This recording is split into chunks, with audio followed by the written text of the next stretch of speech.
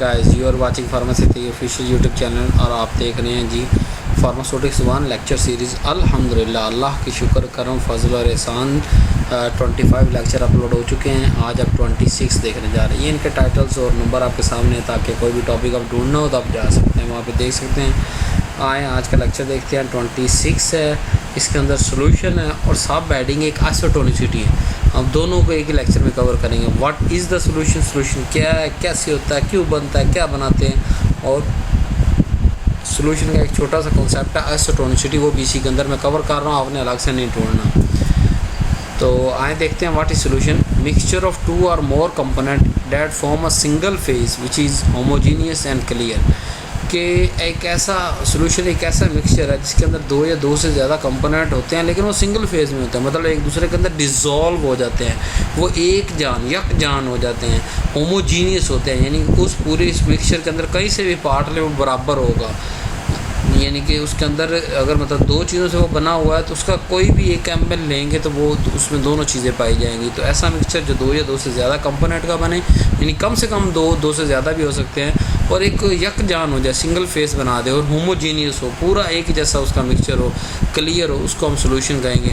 अब इसको प्रिपेयर किया जा सकता है लिक्विड, सॉलिड, गैस, इन तीनों स्टेट से किया जा सकता है। इनमें से कोई 2 ले लें या तीनों मिक्स की जा सकती हैं।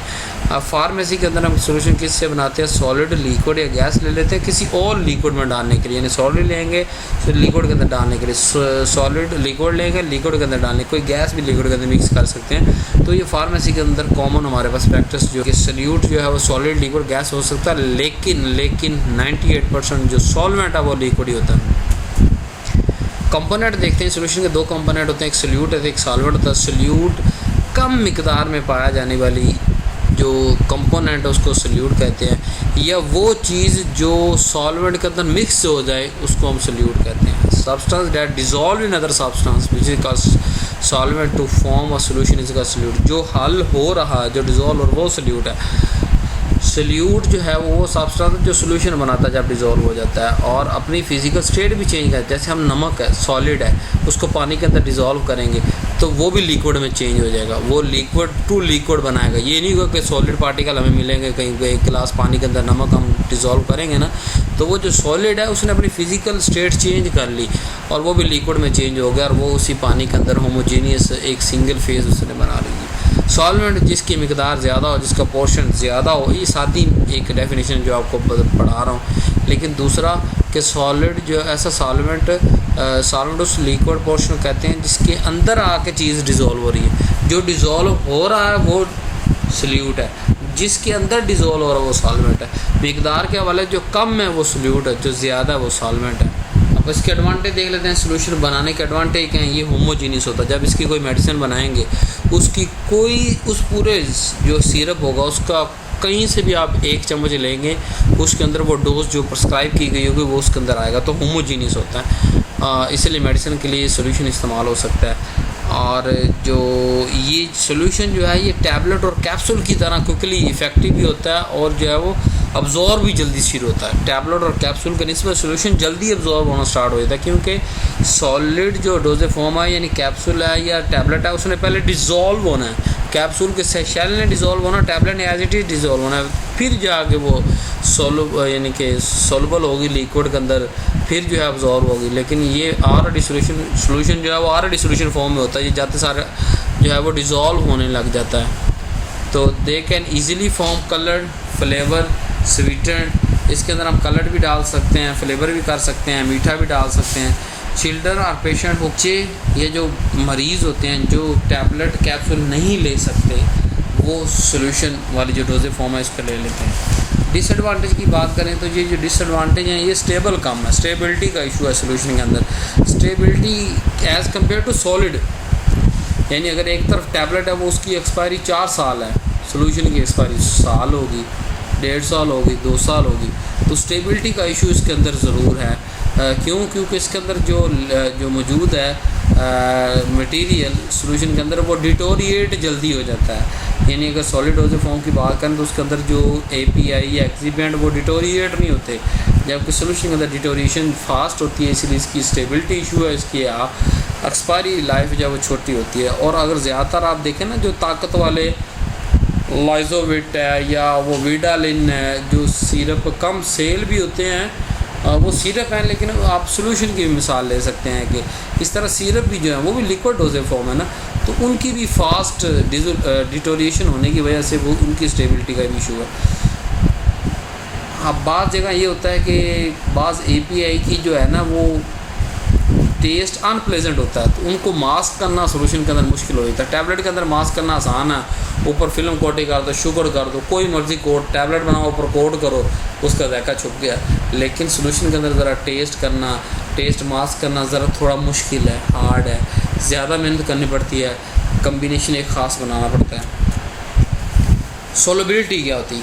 सोलबिलिटी का मतलब ये है कि amount of substance that passes into solution in order to establish the equilibrium at constant temperature and so produce the saturated solution is called solubility of substance। यानी किसी भी सब्सटेंस की सोलबिलिटी हमने मालूम करनी है ना, तो हम वो नुक्ता, वो पॉइंट ढूंढते हैं कि कितने मिकदार उस सब्सटेंस की चाहिए कि वो सोल्यूशन के अंदर जो जा रहा है, यानी सल्यूट की कितनी मिकदार चाहिए जो सॉल्वेंट के अंदर हल हो जाए एक ख़ास टेम्परेचर पे, एक ख़ास प्रेशर पे, और वो सैचुरेटेड सोल्यूशन बनाए। सैचुरेटेड सोल्यूशन का मतलब कि इतना सल्यूट उस सॉल्वेंट के अंदर मौजूद हो कि और सल्यूट की जगह नहीं हो, यानी वो सल्यूट और सॉल्वेंट जो सैचुरेटेड सोल्यूशन का क्या मतलब है कि उस सॉल्वेंट के अंदर इतना सल्यूट मौजूद है कि और सल्यूट की जगह ही नहीं है। तो वो जो पॉइंट होता है उसको सोलबिलिटी कहते हैं। अब उस पॉइंट को ढूंढना बड़ा मुश्किल होता है कि किसी की सोलबिलिटी कम होगी, किसी की सोलबिलिटी ज़्यादा होगी, यानी मिकदार के अंदर ज़्यादा हो, यानी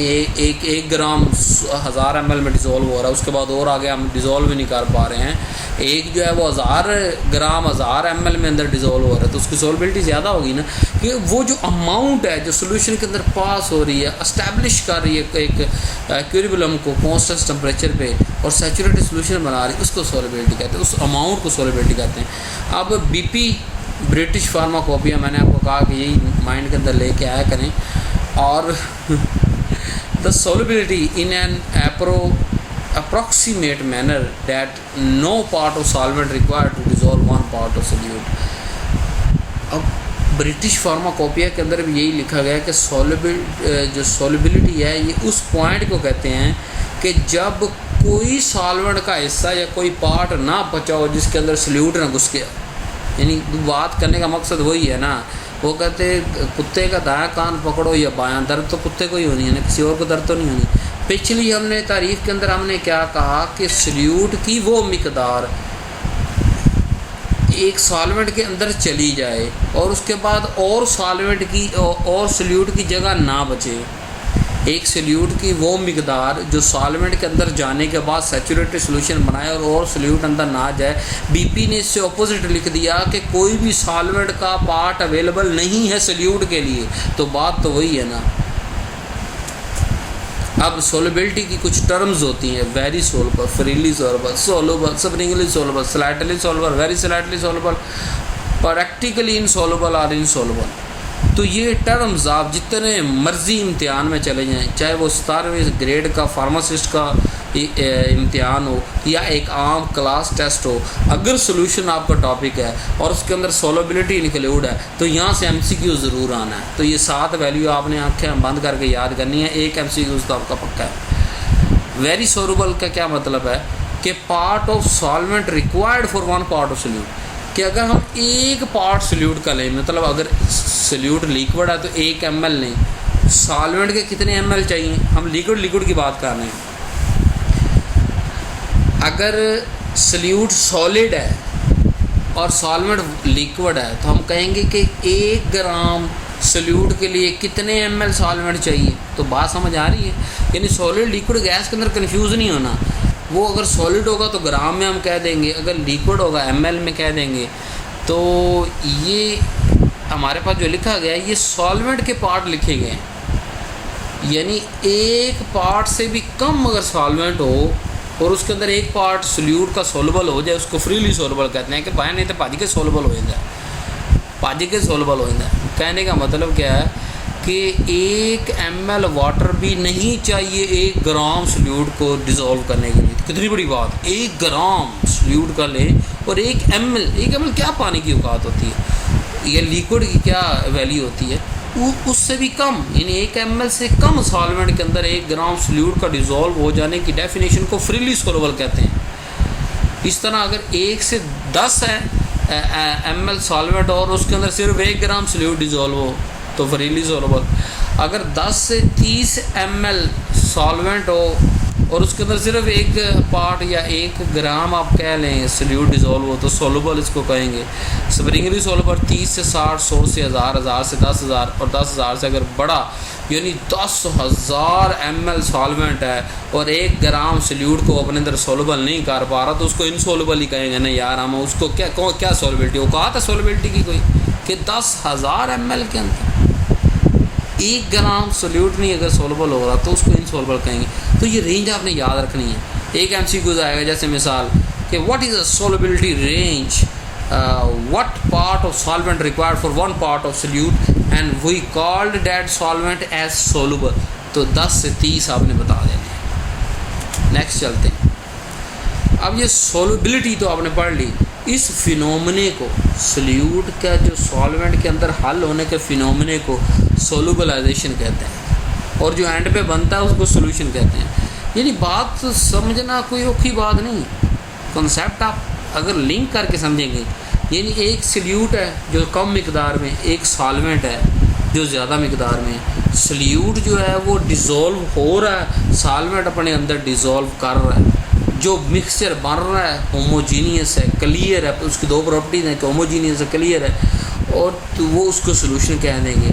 अब वो कितनी मिकदार उसने सोल्यूट की ली, सॉल्वेंट एक जो पार्ट सोल्यूट का डिज़ोल्व होने के लिए कितने पार्ट सॉल्वेंट के चाहिए उसको सोलबिलिटी कह दी, उस प्रॉपर्टी को, मिकदार को, उस पूरे फिनोमिने को कि जी X part of solvent is required into Y part of solute. The process is called solubilization. It is a process in which water insoluble substance are dissolved in aqueous solution in the presence of surfactant. यानी solve हल करने के अमल को सोलबलाइजेशन कहते हैं। अब बाज़ जगह अगर वो सोलबल ना हो तो ज़बरदस्ती भी सोलबलाइज किया जा सकता है ना, ये तो फिनोमेना पढ़ चुके हैं। अब जो ज़बरदस्ती करना है वो कैसे करेंगे, हम सर्फेक्टेंट डालेंगे। सर्फेक्टेंट कहते हैं सर्विस एक्टिव एजेंट, यानी अगर कोई सब्सटेंस सॉल्वेंट के सोल्यूट जो है वो सॉल्वेंट के अंदर डिज़ोल्व नहीं हो रहा ना, हम उसके पार्टिकल के साथ सर्फेक्टेंट मिक्स करते हैं। वो सर्फेक्टेंट, इसको डिटेल के साथ आप सर्फेक्टेंट वाले टॉपिक में देख सकते हैं, लेकिन सिर्फ थोड़ी सी बात आपको कंसेप्ट बता के आगे चलते हैं कि ये जो सर्फेक्टेंट होते हैं ना, ये सोल्यूट के जो सरफेस होती है उसको एक्टिव कर देते हैं। किस तरह एक्टिव करते हैं कि अगर वही प्योर सोल्यूट हम उसी सॉल्वेंट में डालेंगे तो आपस में अट्रैक्शन शो नहीं करेंगे, लेकिन जब वही सोल्यूट के साथ सर्फेक्टेंट डाल देंगे तो वो जो सोल्यूट की सरफेस होगी उसको एक्टिव कर देंगे। जब सोल्यूट के एक्टिव होने का मतलब वो अट्रैक्शन शो करेगी सॉल्वेंट की तरफ। जब वो अट्रैक्शन शो करेगी तो मिक्सचर बनेगा। मिक्सचर बनेगा तो कैसा बनेगा, होमोजीनियस मिक्सचर बन जाएगा। होमोजीनियस मिक्सचर बनेगा तो क्या होगा, सोल्यूशन बन जाएगा। तो इस प्रोसेस को क्या कहेंगे, सोलबलाइजेशन। अब ओरल सोल्यूशन क्या होते हैं, जो हम मुंह के ज़रिए पीते हैं उसको ओरल सोल्यूशन कहते हैं। लेकिन BP ब्रिटिश फार्माकोपिया, बार बार कह रहा हूँ, यही जहन में आना चाहिए। ओरल सोल्यूशन और द ओरल लिक्विड जिसके अंदर एक से ज़्यादा एक्टिव इंग्रेडिएंट हों और एक सूटेबल व्हीकल यानी सॉल्वेंट, व्हीकल को सॉल्वेंट आप समझिए कि सॉल्वेंट के अंदर मिक्स किया हुआ एक से ज़्यादा जो चीज़ API हैं, एक्टिव फार्मास्यूटिकल इंग्रेडिएंट हैं, और वो ओरल इस्तेमाल पे डिपेंड करता है। अगर वो ओरल है तो उसको ओरल सोल्यूशन कहेंगे। अब ड्राई मिक्सचर फॉर सोल्यूशन कि क्या कोई ड्राई मिक्सचर भी होते हैं, यानी हमें कोई पाउडर जो पार्टिकल मिले पैकेट के अंदर और साथ में कहा जाए कि जी आप घर के अंदर एक जग पानी लें और इसके अंदर मिक्स कर लें। अल्लाह के बंदे, ORS ओरल रिहाइड्रेशन सोल्यूशन क्या होता है, जब पानी की कमी होती है, कब, जब मोशन लगते हैं, कब, जब पानी किडनी ज़्यादा वॉश आउट कर देती है, और बहुत सारी कंडीशंस, वो सारी मेडिकल कंडीशन जिसके नतीजा में पानी की कमी हो जाए तो हमें फिर ऐसा सोल्यूशन पीना पड़ता है जो कि हमारी पानी की मिकदार को ब्लड के अंदर बढ़ा दे। अब इसका पूरा मैकेनिज़्म भी इसी चैनल पे समझाया गया। अगर आपने ORS का जो है वो पूरा फंक्शन देखना है कि हाउ ORS, इसके कौन कौन से पार्टिकल्स हैं, कौन कौन सी इसमें चीज़ें मौजूद होती हैं, वो किस तरह पानी के बिहेवियर को चेंज करके बॉडी में अब्जॉर्व करवाती है, वो सब पार्ट यहाँ पे नहीं, आप बस वहाँ जाके देख सकते हैं यूट्यूब चैनल पे दूसरी वीडियोस ORS की वीडियोस के टाइटल से। अब हम यहाँ सोल्यूशन की बात कर रहे थे कि ड्राई मिक्सचर फॉर सोल्यूशन है, यानी ये बना बनाया पैकेट बनी बनाई पूड़ी आती है। ORS की बात कर लें, 1 लीटर के लिए बनी बनाई आती है, वो हम लीटर पानी लेते हैं, उसको बॉयल करके ठंडा करके इस्तेमाल कर लें, या किसी अच्छी कंपनी का पानी इस्तेमाल करके फ़िल्टर वाला जो है वो उसके अंदर 1 लीटर लेके हम मिक्स करना है। मिक्स करने के बाद वो अपनी जो है वो फार्मास्यूटिकल इंग्रेडिएंट देगा। अब उसके अंदर ज़रूरी नहीं है कि हम जो है वो कोई API ही डालें, हम उसके अलावा फ्लेवरेंट, कलरेंट, बफर या कुछ और चाहिए हो तो वो भी हम ऐड कर सकते हैं। ये ORS की मिसाल दे दी। इसके अलावा जो एंटीबायोटिक्स है वो भी पाउडर फॉर्म में आती हैं, जैसे पेंसिलिन है, ये टीका 10 लाख पेंसिलिन आता है, याद रखना ये 10 लाख इसकी डोज होती है, 10 लाख यूनिट होते हैं एक टीके के अंदर। 5 लाख का भी आता है लेकिन वो सारा साल आउट ऑफ स्टॉक ही रहता है, 10 लाख ज़्यादा चलता है। और ये जो पेंसिलिन है, पेंसिलिन V, ये पाउडर फॉर्म में आती है, छोटी सी शीशी के अंदर पाउडर होता है, 10 लाख यूनिट होते हैं उस पाउडर के अंदर टोटल वायल के अंदर। अब वो पाउडर है, बाहर से वाटर फॉर इंजेक्शन मिलता है, वो पानी हम डालेंगे जब लगाना होगा तो उसको अच्छी तरह मिक्स करेंगे, वो भाग के उसके अंदर सोल्यूशन बन जाएगा और उसका इंजेक्शन लगा देंगे। तो इस तरह बहुत सारी मेडिकेशन अवेलेबल हैं जो ड्राई मिक्सचर के तौर पे आती हैं, लेकिन जैसे ही सॉल्वेंट डालते हैं वो सोल्यूशन बन जाते हैं। तो इस कैटेगरी को ड्राई मिक्सचर फॉर सोल्यूशन कहते हैं। ORS जो है वो डिटेल से हम बात कर चुके हैं। एक बात ये रहती है कि जब वॉल्यूम कब देना चाहिए, जब बॉडी का 5 to 10% बॉडी वेट लॉस होना स्टार्ट हो जाए, यानी कि जो है वो वाटर निकले बहुत ज़्यादा। बहुत सारी ऐसी कंडीशन होती हैं मेडिकल जिसके अंदर जो है पानी की कमी हो जाती है, तो तब हमने ORS देना। और ये ओवर द काउंटर प्रोडक्ट है, सस्ती है, चीप है, काम करती है, मिलती है हर जगह से। अब जो छोटा सा टॉपिक मैंने आपको कहा था सोल्यूशन के साथ आइसोटोनिक कवर करना है, वो आपको पढ़ा रहे हैं। अलग से क्वेश्चन भी आ सकता है 4-5 नंबर का, लेकिन जो है वो ये बी कैटेगरी के लिए लेक्चर रिकॉर्ड हो रहे हैं ना, फार्मेसी टेक्नीशियन के लिए ये लेक्चर रिकॉर्ड हो रहे हैं। उनका पार्ट 1 है, फार्मास्यूटिक्स 1 है। अब आइसोटोनिक नाम पहले देखें। आइसो मतलब सेम, टोनिक मतलब कैपेसिटी, कंसंट्रेशन, सोल्यूशन मतलब सोल्यूशन, यानी आइसोटोनिक सोल्यूशन मतलब ऐसे सोल्यूशन जिनकी आपस में कंसंट्रेशन बराबर हो। मिसाल देता हूँ, NaCl 0.9% NaCl। अब जो 0.9% NaCl जो सोल्यूशन है वो हमारी बॉडी के साथ मैच करता है, बॉडी फ्लूइड, चाहे वो आँखों में है चाहे वो ब्लड है। तो अब NaCl 0.9% NaCl और हमारे बॉडी फ्लूइड दोनों को क्या कहेंगे, आइसोटोनिक। कि उसकी जो आयंस मौजूद है 0.9% NaCl के अंदर, हमारी बॉडी के अंदर, इनकी दोनों की टोनिसिटी बराबर है, दोनों का ऑस्मोटिक प्रेशर बराबर है। अब if the solution is placed, अब यहाँ थोड़ा सा समझाया गया है कि हाउ द टोनिसिटी एस्टैब्लिश, या कैसे हम बनाते हैं, कोर कॉन्सेप्ट दिया गया। मैं आपको अपने लफ्ज़ों में बता देता हूँ कि लेट्स सपोज हमारे पास एक परमिएबल मेम्ब्रेन है, परमिएबल ओनली टू सॉल्वेंट, कि सॉल्वेंट को गुजरने देगी, सल्यूट को नहीं गुजरने देगी। अब एक तरफ हम कंसनट्रेटेड सल्यूट रखेंगे, एक तरफ सोल्यूशन रखेंगे। अब होगा क्या, जो सॉल्वेंट के पार्टिकल वो सोल्यूशन से मूव करके कंसनट्रेटेड की तरफ चले जाएंगे और एक ख़ास हद तक ये ट्रांसपोर्ट जारी रहेगी जब तक वो दोनों तरफ, दोनों साइडें जो हैं मेम्ब्रेन की वो बराबर नहीं हुई थी। पहले क्या था, एक तरफ सोल्यूशन था, दूसरी तरफ सिर्फ सॉल्वेंट था, सिर्फ सल्यूट था। अब क्या था, एक तरफ सोल्यूशन था, दूसरी तरफ सिर्फ सल्यूट था। अब उस सोल्यूशन में से सॉल्वेंट पार्टिकल निकलेंगे, उस मेम्ब्रेन को क्रॉस करेंगे और सल्यूट वाले पोर्शन के अंदर आके मिक्स होकर उधर भी सोल्यूशन बना देंगे। और जब दोनों बराबर कंसंट्रेशन, बराबर टोनिसिटी, बराबर ऑस्मोटिक प्रेशर वाले सोल्यूशन बने जाएंगे तो वहाँ पर प्रोसेस रुक जाएगा। अब आपके जहन में आता है सर सल्यूट क्यों नहीं मूव कर रहा, और अल्लाह के बंदो सल्यूट से तो वो मेम्ब्रेन ही परमिएबल नहीं है, यानी सल्यूट को नहीं गुजरने देती, वो सिर्फ सॉल्वेंट को गुजरने देती है, चाहे दाएं से बाएं जाए, बाएं से दाएं जाए। तो सल्यूट सॉल्वेंट के अंदर मौजूद है, सोल्यूशन के अंदर मौजूद है, वहाँ से निकलेगा, कंसनट्रेटेड सल्यूट की तरफ जाएगा। तो इस फिनोमिने को आप जो है वो अचीव करने को आइसोटोनिसिटी कहते हैं। इन सॉल्यूशंस को आइसोटोनिक सॉल्यूशन कहते हैं। अब इनका जो प्रेशर होता है वो भी मेंटेन होता है। अब प्रेशर है किस चीज़ का, मिसाल कैसे आइसोटोनिक सॉल्यूशन, यानी अगर दो सॉल्यूशन को हम कंपेयर करें और उनका ऑस्मोटिक प्रेशर सेम हो, यानी आयन कंसंट्रेशन उनकी सेम हो, तो उन दोनों सॉल्यूशन को हम आइसोटोनिक सॉल्यूशन कहेंगे और इस प्रॉपर्टी को आइसोटोनिसिटी कहेंगे। मिसाल मैं आपको पहले दे चुका हूँ कि 0.9% NaCl हमारे ब्लड के साथ आइसोटोनिक है। मतलब अगर हम 0.9% बॉडी के किसी भी एक पार्ट पे हम फेंकेंगे, आँख के अंदर डाल लेंगे, ब्लड के अंदर लगा देंगे, तो ना कोई इरिटेशन होगी और ना कोई और डिस्टर्बेंस होगी। क्यों? क्योंकि उसके अंदर वैसी ही आयन कंपोजिशन है, वैसी ही आयन कंसंट्रेशन है जैसे हमारी बॉडी फ्लूइड की है। तो इसीलिए इस चीज़ से बचने के लिए कि इरिटेशन से बचने के लिए, यानी अगर हम 0.9% NaCl की जगह कोई और सॉल्वेंट लगा देते हैं जी, ही उठा के जी हम लगाते हैं जी 9% है सोडियम क्लोराइड, तो वो तो हमारी बॉडी से हाइपरटोनिक हो जाएगा। हाइपरटोनिक मतलब ज़्यादा मिकदार में हो जाएगा, तो वो हमारी बॉडी के अंदर जो है वो रिएक्शन करेगा, वो इरिटेशन काज करेगा, ब्लड के अंदर घूमता हुआ वो एक अलग से पार्ट महसूस होगा।